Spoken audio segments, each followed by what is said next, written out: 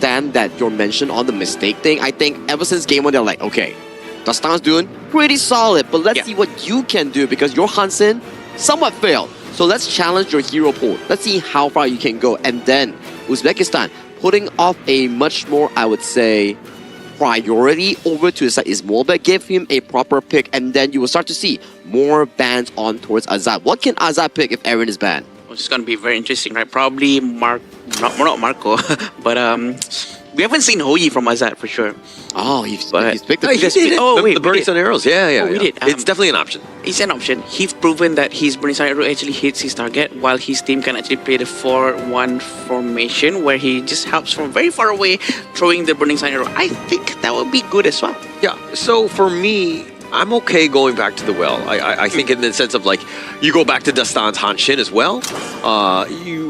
Hoyi adds in, it's just more damage. You have that mini stun. If you're able to kind of hit it from long range, even better. But it's really about trying to get heroes that really take advantage of this Dolia Celestial Melody. Yeah.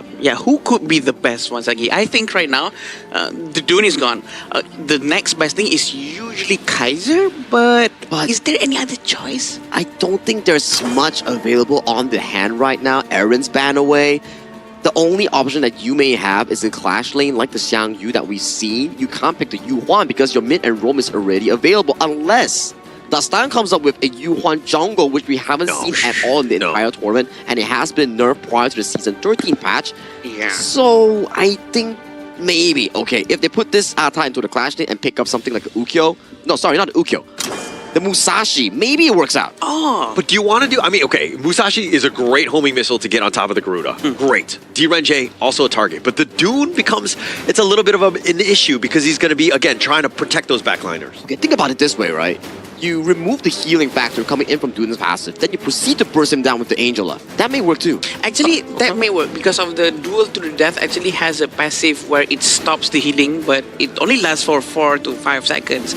And then it replenishes the heal that he's supposed to get afterwards. But within that period of time, he has to get Dune down as soon as possible. So the unyielding might from Dune will be considered as is not there at all. You know what? That's probably a good idea. I think it's not bad of a pick from Kyrgyzstan. So we need to see how they finalize their draft because farming options, not quite a lot. Channel removed, Aaron removed, Diren just stolen away. We haven't really got to see more picks coming in from Azad. This is a game where it challenges his hero pool here. Lubu Dolia. This is something that could work out, but it takes a lot of time, a lot of resource. But based on the game timer so far, these two games have went to 20-minute marks here, and these two hyper carries may work out for Kyrgyzstan. Oh, this is going to go very well for Lubu for sure because there's a lot of shield coming in from Uzbekistan's side. So this might be perfect for them. But having Garo on their team, Holler, very long range, trying to deal a lot more damage towards anyone who has shield. What do you think? No, I mean, I like the Garo. I think that it just... I mean, when you're looking at the heroes that were available, not too many, right? Yeah. And I think that this kind of adds in because you never want to be close to the foods. You never want to be, you know, near the Dune as well. So you're going to try to just artillery bombard from the backline. But Jamalbek, Lubu, Saki, you pointed this one out, right? It has a lot of potential to dealing with all these shields, but I'm worried about the placement of those Tremble Mortals. I'm really worried as well because we haven't yet got a single Lubu win in the Asian Games qualifiers yet, and in such an important game coming in for Kyrgyzstan, they pull it out, and whether or not it works, it better work out because this is the final game one of these two teams will be playing. This potentially could be the last game for them as well, so they do not want to make a mistake, but they have called the shots, they have chosen their heroes. We're going to go into the final games for this match. Yeah, and going in, I mean, it's elimination for either of these squads, right? You lose, you go home, you're out, right? Yeah. You're going to be top 12, but you're not going to be moving on, which is very sad for either of these squads. I would love to see both of them in the main event, but unfortunately, that's not how it plays out. Yeah. Only one can move on from today. Yeah, we can't do that. But this is what we're going to be seeing right now. Are they going to rotate quick with the Fudza?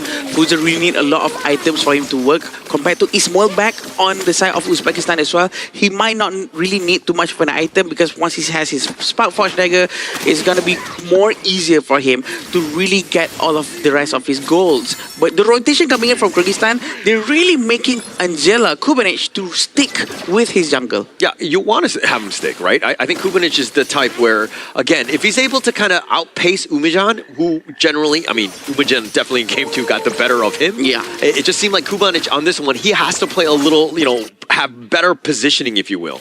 True, and both sides of the mid lane as well, still using the same mid lane, knowing that Umejan's Garuda has been a big of a problem. But I hope this time Kyrgyzstan actually has the answer to find Garuda at the backline. Probably why Jamalbek is using Lubu right now to use Tremble Mortal twice. Yeah, and now it looks like Marlon on the run, getting stuck in this lair. He doesn't have flash, something to take note of. He's got caught in game 1 as well. Yeah, and right now Atta is still at the mid lane. They're going to try to find out their target. Marlon's going to be focused down by Akbar. Might be the same problem that happened again like the previous one, but as of right now, it seems quite okay for them to just be much more aggressive. Try to find the backlines a little bit more. Yeah, Azad, this is super annoying. That long range, that shot is going to do some serious work. Ismobek and Akbar are going to be a little wanting in that department, but they might be zoned away. So going into this one, I mean, Azad definitely needs to step up. Dastan is probably the guy, but if you're looking at the perfect team fight, Jamalbek has to be like pinpoint accurate with these Tremble Mortals. Right? Accurate. He has to be really that, but this is what's going to happen again. Wings of Judgment. Not enough. He was locked down by Sage's Might. You're not going anywhere. Wings of Judgment, that's the easiest setup for him. Umejan taking first strike here. And that's not going to be the only Wings of Judgment in this entire match. We know there's going to be a lot more coming in after this. It is really painful, and they have to find a way to try to stop it. Probably going to be Jamalbek's responsibility to handle that one, but Dastan playing Atta right now, probably he has the advantage to do so, to try to just move and bounce along to the back line. Yeah, okay, and now let's talk a little bit about Azad and Ismobek. Yeah. Both of those guys have been the difference maker for their team whenever they're winning. Azad had an MVP in game 1. Ismobek had a really good bounce back game and was getting some pickoffs, right? Especially on the Kubanic. Yes. If we're talking about this lane matchup, who gets the edge? The edge should be on Azad right now because he have Garo with his very long range and has a lot of extra critical rate. But it all depends on the fight, the execution, how they're going to rotate and take care of each other's farm lane. That's the most important thing. Yeah, okay, and another piece, Farouk had an amazing Doom game as well. He's always been that guy. Akbar's been second in command in terms of just being the frontliners.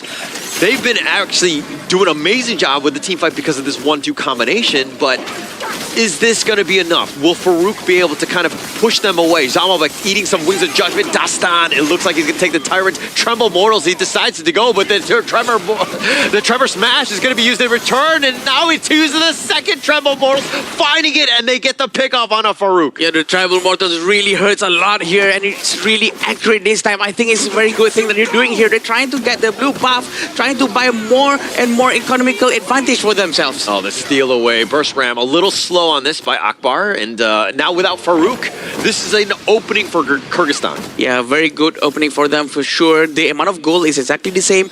We've seen 2 effective Tribal Mortals coming in from Jamalbek. Seems like it's really working out very well for them. Very smart coming in for the coach of Kyrgyzstan.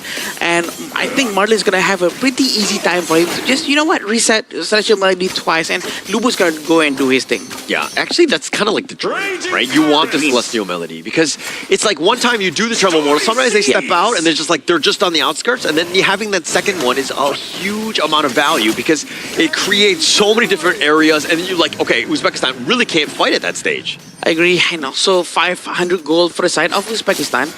It's not a big of a deal for now. They can still try to catch that for sure. Waiting for Jamalbek's power spike to really come in. They really have to protect Ismobek as much as they can. But Umejan has been the biggest problem in the previous game. Hopefully, Umejan will be able to be shut down as well by Jamalbek. Yeah, target number 1, him and Ismobek, those are the 2 guys, right? Everybody else from Uzbekistan need to keep them alive. Windslash not going to really hit on this. Ismobek is on the backside. And now it looks like they're dash away, and it looks like the Tremor Smash was used by Akbar just to stay alive. I'm not sure if that's the best thing to do. It's wasted just a little bit. They cannot force a fight right now. They cannot afford to have one. But Marlon is still in position, still waiting for the right moment. We do have Jamalbek trying to mirror the positioning of Mahmoud. It's going to be a bit of a problem for Jamalbek to rotate as well because Fuzil can really do a lot of split pushing, right? So he has to stay on his lane or else his tower is going to go down. Yeah, break down this Azat Garo though, right? It definitely has has the range. Silent arrow can be absolutely amazing, especially when somebody jumps in. True. You know, it's very predictable, right? Yeah. But why have we not seen Garo really just shine? Garo doesn't have any mobility at all. So once people dive into Garo, there's almost nothing he can do, and he really have to 100% depend on his team. Oh, the flash forward.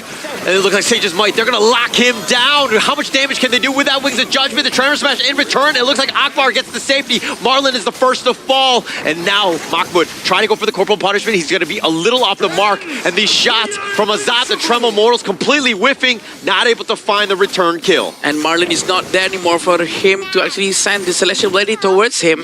Seems like Azat was actually in the fight for so long that his mana went to 0. That's how much mana that you really need to burn just to use the long-range bow. Yeah, that's a bit of a problem, right? And you want to be kind of just like using your basics, but you also need your spells. The Silent Arrow is pretty huge in terms of just potentially winning a team fight. But now, okay, Kyrgyzstan down 1-2. Yes. Who from Kyrgyzstan needs to step up so that they, you know, have, like, is the ultimate carry, if you will? It has to be Azad for sure. Azad really have to step up and really help the entire team. And also we have Kubanovich, right?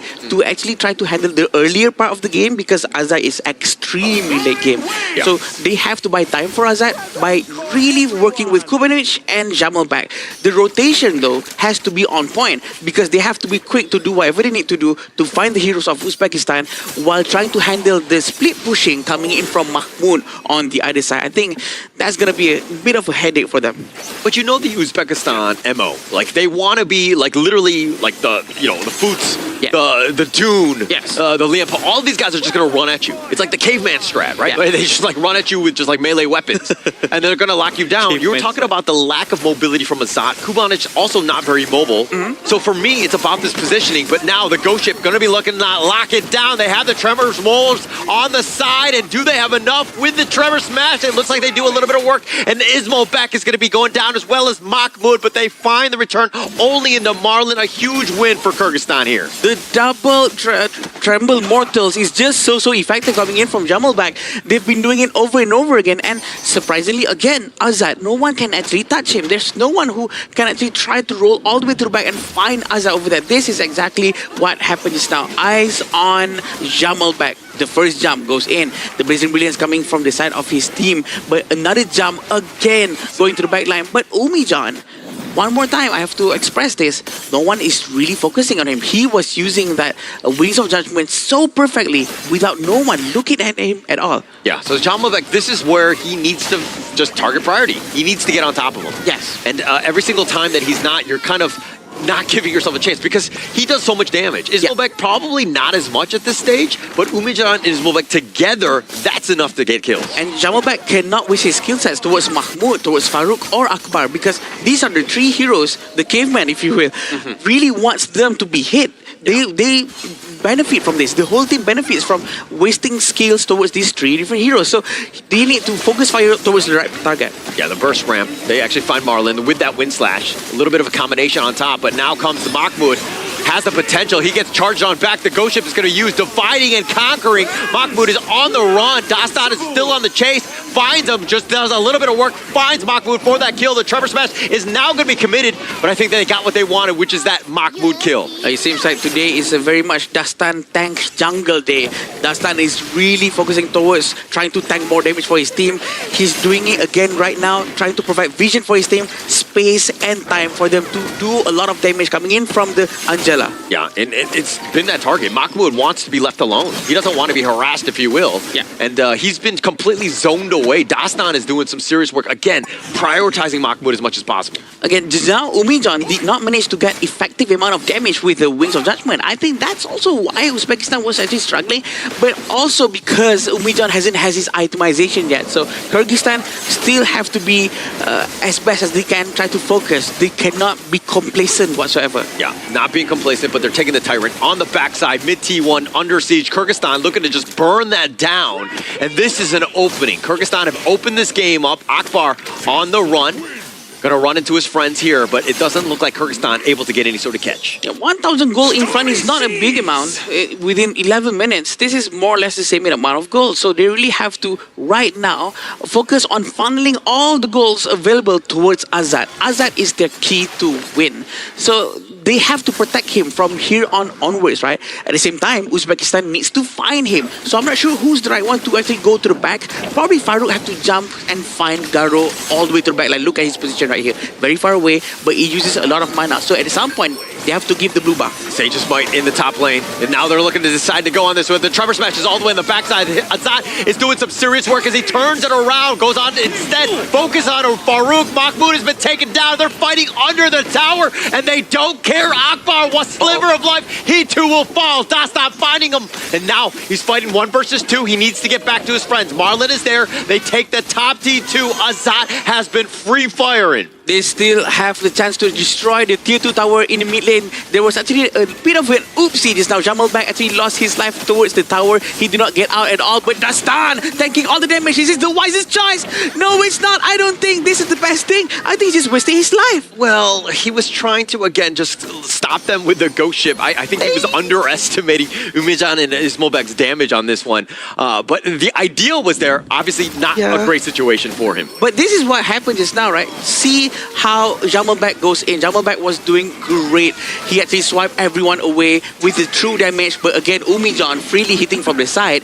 But focus on the position of Jamalback. He was getting hit by the tower right now. And it takes him so long for him to actually get out. That was the 5th consecutive tower hits right there. Yeah, I think after like the 3rd one, you probably should have been like, okay, I need to get out of tower range. But he was trying to use the Tremble Mortals, right? And he had a great one. And that was actually what set things up. We were talking about how this is a counter pick into the Foods as well as the Dune because of all those shields plus the Lianpo, right? Yeah. But he got the kill, but he needs to worry about survival. He cannot be going down by towers. True, because he buys a lot of damage item as well. So it's very important for him to live a very long time for that, so that his teammate can really provide him or benefit from his existence. And this is what's going to happen here. Oh, Mahmoud just getting run down at this point. The flash away, just barely enough to keep him alive. Azad is on the side, finding Akbar instead. The Winds of Judgment trying to deter at least Dastan from approaching. He will disengage at this stage. Akbar, though, running away. Azad is starting to hit like a truck. He's chasing everyone right now. He knows he have the advantage. The best thing for Agaro is to actually have the blue buff, the Azure Golem buff. Right now he has it so that he doesn't have to worry about his mana consumption at all. His first skill can be activated the entire time with no worries. This is what he wants. Every hit with a critical strike, critical rate will actually slow down anyone who gets hit, which is completely annoying and very painful. And if there's any player on the Kyrgyzstan side that is like, I got you, go. Like, I'm going to carry, right? Azad has been in. He's got a 1.5k net worth advantage over Ismobek, and he's, again, putting his team in a position to win.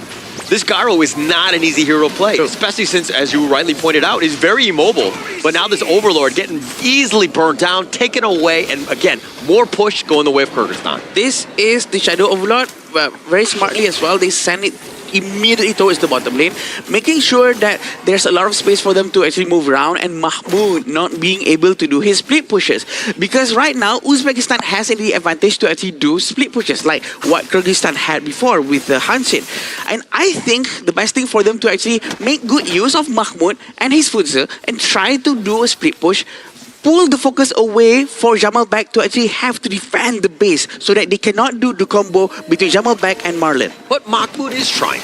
Right, he's trying to split push, but I mean the Shadow Vanguard again, it kind of just stopped all of that, right? But this is the way you want to be playing, where again you need to buy time. You're down about 4k at this stage. Uzbekistan looking to split push just to get a little bit of breathing space. Yeah, but it seems like they might start war here. Yeah, a little bit of an action here. Dastan up in front, use the ghost ship, locking him down with that Tremble Mortals. The combination is unreal, but the Tremor Smash, Akbar, he's going to be taken down. It was a nice little stun, but they didn't find it. Farouk gets killed as well. The secondary Tremble Mortals going for the back line. They decide to go all in as Mahmoud is taken down. Ismobek gets back to his fountain, but the crystal is open. It's a matter of time before where the Vanguards are there. They have to back up just a bit. But now with the Wings of Judgment, softening them up. Uzbekistan with only 2 members. Here come the Vanguards. And it looks like Kyrgyzstan, they're a little bit low. They're not sure what to do here. They should have pulled back just now so that they can wait for the Dragon. But right now, they're all low HP. They cannot go in, even though there's only 2 people on the side of Uzbekistan. Yeah, and now the ghost ship on the side, Dastan with a nice picks.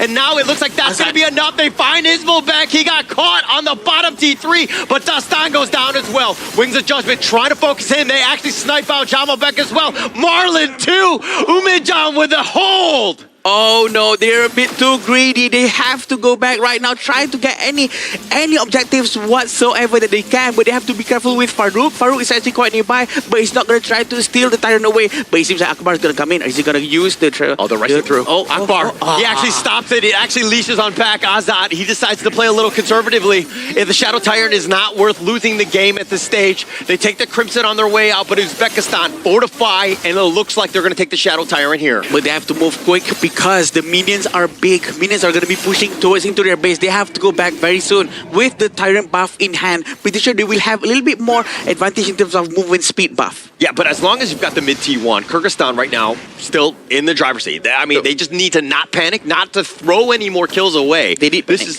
so Azad here, again, he has been the guy. He's an absolute monster. He has almost 15,000 net worth at this stage. And he has to get renew his blue buff before he gets it. First ram.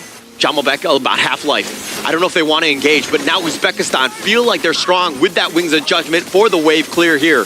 Ooh, trying to run away from the Wings of Judgment. They are okay for now, but we have to remember the first skill of Garo, her passive really focuses down on hero with shield. Whoever has shield onto their HP bar, Garo will immediately deal 50% more damage. On top of that, a critical damage plus 50% more, which is very painful. Yeah, it's very painful, and a lot of them have it, right? Yeah. So it's like the perfect counter pick in that sense.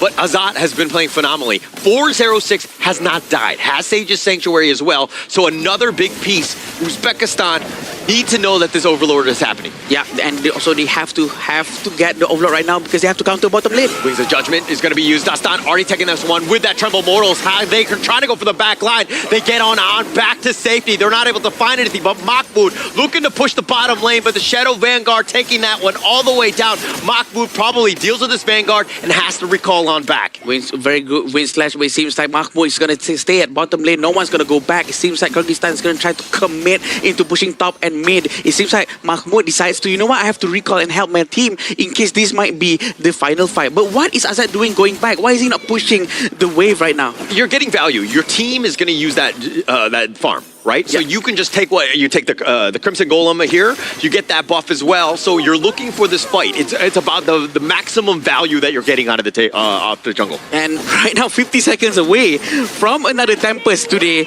It's going to be interesting for us to watch for sure because Azad is ready to go. Yeah, but it's no T3s. This is incredibly scary. Ismailbek, he's so low. And now they're going with this Trevor Smash. Are they able to get him back to safety? He's trying to flash away. He gets barely under, but Azad with just too much damage, tearing it up. They're all the way back in the fountain, but the crystal is under siege. They're not actually going for it. Kubanis gets picked off. It's one more shot, and it looks like Kyrgyzstan are gonna move on.